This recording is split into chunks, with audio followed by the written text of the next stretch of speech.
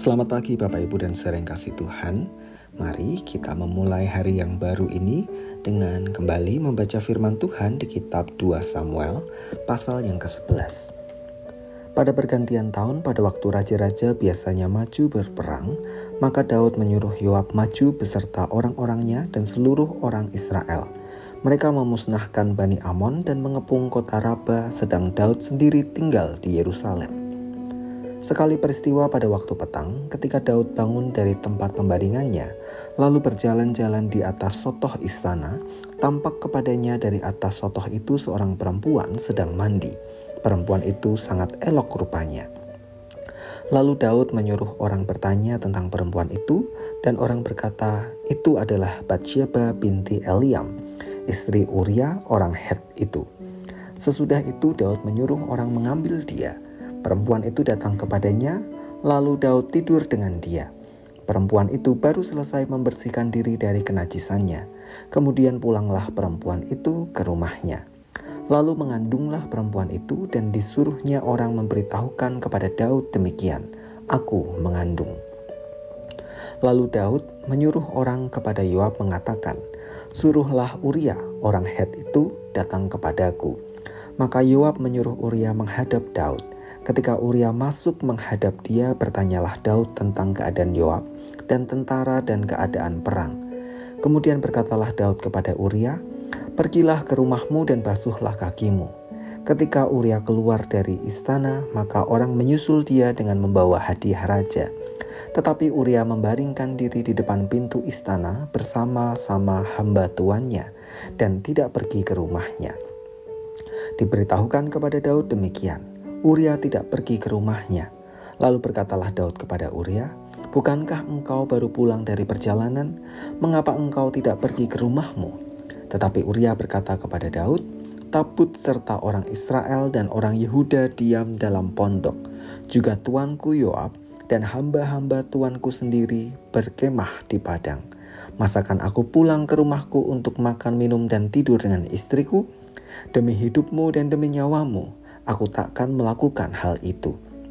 Kata Daud kepada Uria, tinggallah hari ini di sini.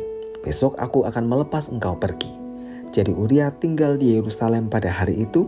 Keesokan harinya, Daud memanggil dia untuk makan dan minum dengan dia, dan Daud membuatnya mabuk. Pada waktu malam, keluarlah Uria untuk berbaring tidur di tempat tidurnya bersama-sama hamba-hamba tuannya. Ia tidak pergi ke rumahnya. Paginya, Daud menulis surat kepada Yoab dan mengirimkannya dengan perantaraan Uria. Ditulisnya dalam surat itu demikian, tempatkanlah Uria di barisan depan dalam pertempuran yang paling hebat, kemudian kamu mengundurkan diri daripadanya, supaya ia terbunuh mati. Pada waktu Yoab mengepung kota Raba, ia menyuruh Uria pergi ke tempat yang diketahuinya ada lawan yang gagah perkasa. Ketika orang-orang kota itu keluar menyerang dan berperang melawan Yoab, maka gugurlah beberapa orang dari tentara, dari anak buah Daud, juga Uria orang Het itu mati.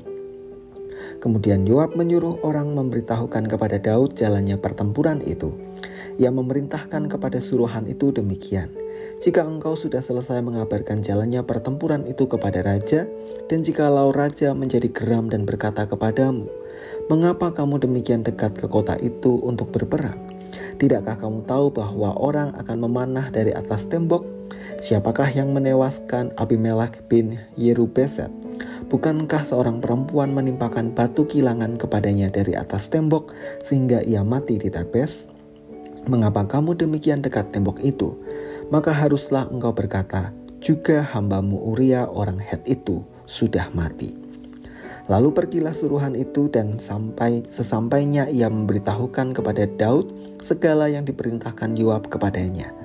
Suruhan itu berkata kepada Yoab, orang-orang itu lebih kuat daripada kami dan keluar menyerang kami di padang. Tetapi kami mendesak mereka kembali sampai ke lubang pintu gerbang. Pada waktu itu pemanah-pemanah menembak kepada hamba-hambamu dari atas tembok, sehingga beberapa dari hamba raja mati. Juga hambamu Uria orang Het itu sudah mati. Kemudian berkatalah Daud kepada suruhan itu, beginilah kau katakan kepada Yoab, janganlah sebal hatimu karena perkara ini. sebab sudah biasa pedang makan orang ini atau orang itu. Sebab itu perhebatlah seranganmu terhadap kota itu dan runtuhkanlah itu. Demikianlah kau harus kuatkan hatinya."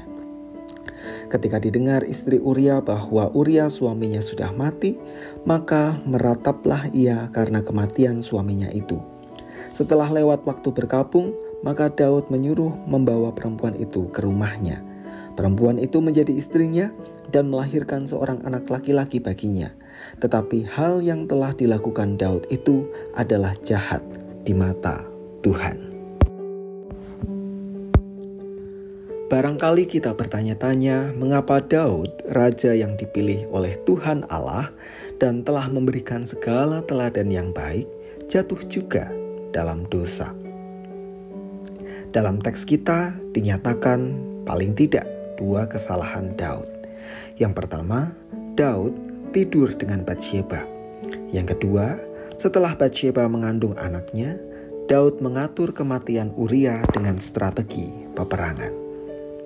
Perbuatan Daud ini mulanya terjadi ketika seluruh pasukannya sedang berperang, sementara ia tinggal di Yerusalem di dalam istana, sehingga muncul pencobaan saat ia melihat Batsyeba yang sedang mandi itu.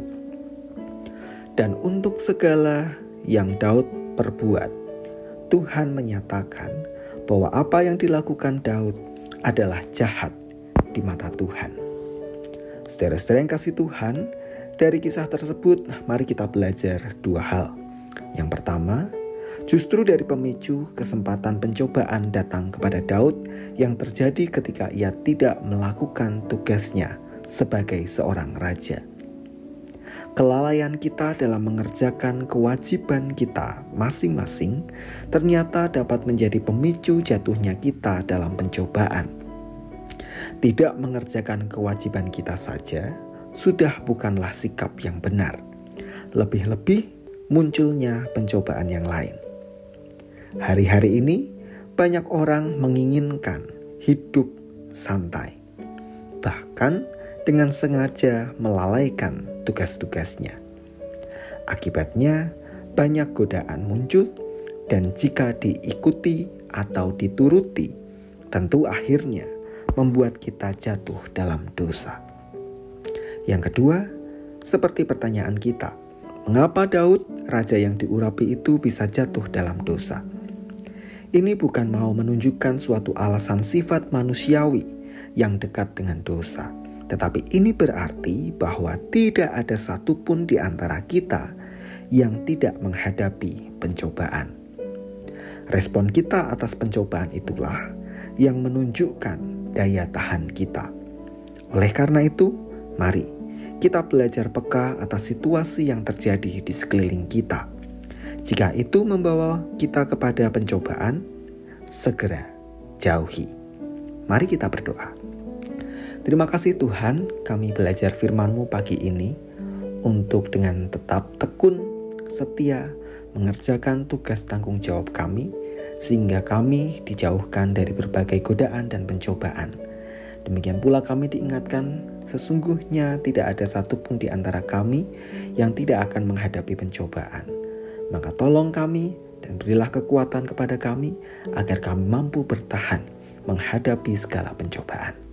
Kami menyerahkan akhir pekan kami ya Tuhan. Mohon Tuhan menyertai segala aktivitas kami dan memberkati kami. Di dalam nama Tuhan kami Yesus Kristus, kami berdoa. Amin.